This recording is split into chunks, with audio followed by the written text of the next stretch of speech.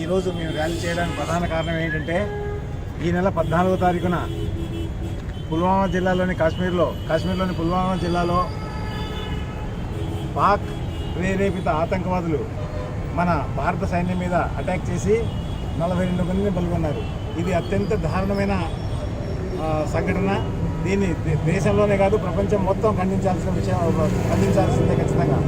అదేవిధంగా యుఎన్ఓలో వాళ్ళు దీని మీద ప్రత్యేక శ్రద్ధ తీసుకొని పాకిస్తాన్ని ప్రపంచం నుండి సపరేట్గా చేసి ఈ ఆతంకవాదులని రూపుమాపే వరకు వాళ్ళకి ఎటువంటి సహాయం చేయకుండా కట్టడి చేయాల్సిన అవసరం ఎంతైనా ఉంది. ముఖ్యంగా పొరుగు దేశాలైనటువంటి చైనా, మిగతా ఇరాన్, ఇరాక్ ఇలాంటి దేశాలు కూడా మొత్తం వీటిని కట్టడి చేసి పాకిస్తాన్ని ఒంటరి చేయాల్సిన అవసరం ఉంది. కాబట్టి భారత ప్రభుత్వానికి మేమందరం మాజీ సైనికులం, యువకులం మరియు దేశంలోని ప్రతి ఒక్కరూ ప్రభుత్వానికి మద్దతు తెలుపుతున్నారు. ప్రభుత్వం దీని మీద కఠినమైన చర్యలు తీసుకోవాలని మేము మాజీ సైనికుల తరఫు నుంచి మరీ కోరుతున్నాం. నమస్కారం. बोलो भारत माता के, भारत माता के, जय जवान जय किसान.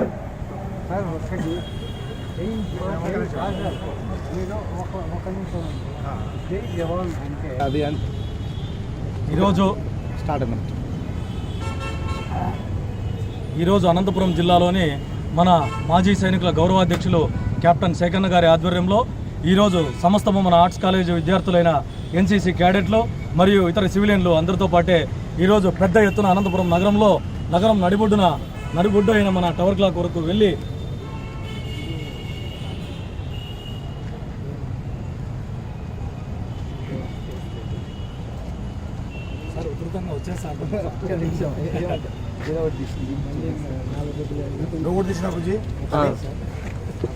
పుషప్స్ కొట్టాను.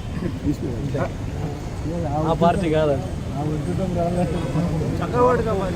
అనంతపురం నగరం నడిబొడ్డులో మన మాజీ సైనికుల గౌరవాధ్యక్షులైన కెప్టెన్ శేఖన్న గారి ఆధ్వర్యంలో, అదేవిధంగా ఆర్ట్స్ కళాశాల విద్యార్థులైన ఎన్సీసీ క్యాడెట్లు, నగర సివిలియన్లు, పౌరులు అందరితో కలిపి ఈరోజు పెద్ద ఎత్తున అనంతపురం నడిబొడ్డు అయిన టవర్ క్లాక్ వరకు వెళ్ళి మన యొక్క ర్యాలీని ఉగ్రవాదులకు వ్యతిరేకంగా మనం జరుపుతున్న ఈ యొక్క కార్యాచరణను ప్రతి ఒక్కరు పౌరులు ఆదర్శంగా తీసుకొని, అదేవిధంగా సైన్యంలో ఉత్సాహంగా చేరి మన భారతదేశ సైన్యానికి మద్దతు ప్రకటించి ప్రతి ఒక్కరూ నగర పౌరుడు కానీ ప్రతి ఒక్క భారతదేశ పౌరుడు ఎవరైనా ఉంటే వారు ప్రతి ఒక్కరూ సైనికుని రూపంలోనే ఉండి ఈరోజు శత్రు రూపంలో ఆవిర్భవిస్తున్న మన కాశ్మీర్ మన అంతర్భాగంగా ఉన్నప్పటికీ మన పాకిస్తాన్ ప్రేరేపిత ఉగ్రవాద సంస్థలు రెచ్చగొట్టి మనల్ని యుద్ధానికి రమ్మంటున్నాయి.